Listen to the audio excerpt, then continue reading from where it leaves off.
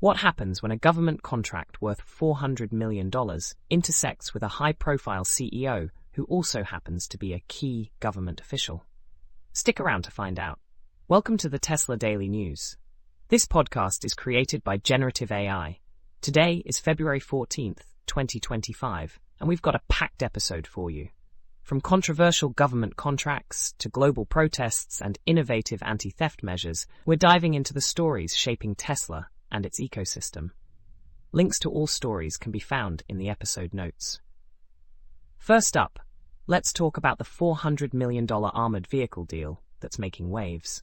The Trump administration's State Department has floated plans to purchase armored electric vehicles, initially naming Tesla as the supplier. However, after public scrutiny, the language was changed to armored electric vehicles, leaving the manufacturer unspecified. The vehicles in question might include Tesla's Cybertruck, a futuristic design starting at $82,000. But here's where it gets sticky. Elon Musk, Tesla's CEO, also heads the Department of Government Efficiency, DOE, a role aimed at cutting federal spending. Ethics experts are raising red flags about potential conflicts of interest, especially since Musk has been a vocal critic of government overspending and has significant influence over federal contracts. Musk, who has previously supported Trump's campaign, tweeted that he was unaware of any such contract. The State Department clarified that no contracts have been awarded yet, and the solicitation is currently on hold. This story raises important questions about transparency and the intersection of business and government. Shifting gears to China, Tesla has been making headlines for its aggressive legal actions against customers. The company has sued several drivers and media outlets for defamation, often winning these cases.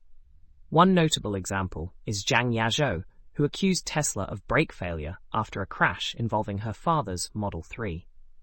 Tesla sued her for defamation, and the court ordered her to pay over $23,000 in damages and issue a public apology. Critics argue that Tesla's legal strategy creates a chilling effect, discouraging consumers from raising legitimate concerns.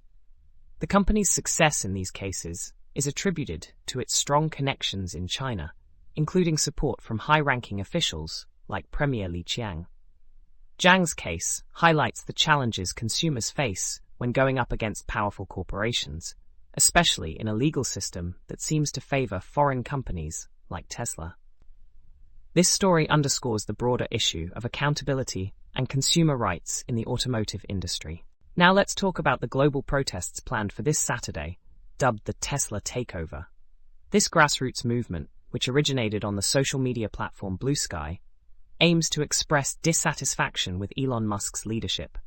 Protesters, including longtime Tesla owners, are calling for a boycott of the company and advocating for a leadership change.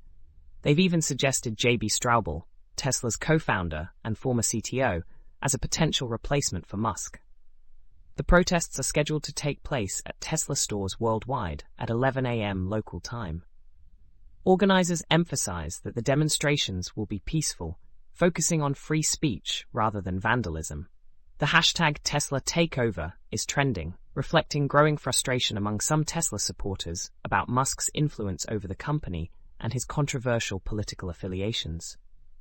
This movement could signal a shift in public sentiment, especially among Tesla's core fanbase. Finally, let's look at Tesla's innovative approach to combating supercharger cable theft. The company is now stamping "Property of Tesla Motors" on the copper inside its charging cables to deter thieves. This simple yet effective measure aims to make the cables less appealing for resale, particularly to copper recycling companies. Tesla is also wrapping the cables in tamper-resistant materials and using dye and ink to mark thieves who attempt to vandalize the equipment. These efforts come as Tesla expands its Supercharger network to accommodate non-Tesla electric vehicles, making the availability of charging stations more critical than ever. By taking these proactive steps, Tesla is not only protecting its infrastructure, but also ensuring a seamless experience for its customers. That wraps up today's episode of the Tesla Daily News. From government contracts and legal battles to global protests and innovative solutions, it's clear that Tesla continues to be at the center of some of the most compelling stories in tech and automotive. Don't forget to check the episode notes for links to all the stories we covered today. Thanks for tuning in, and we'll see you next time.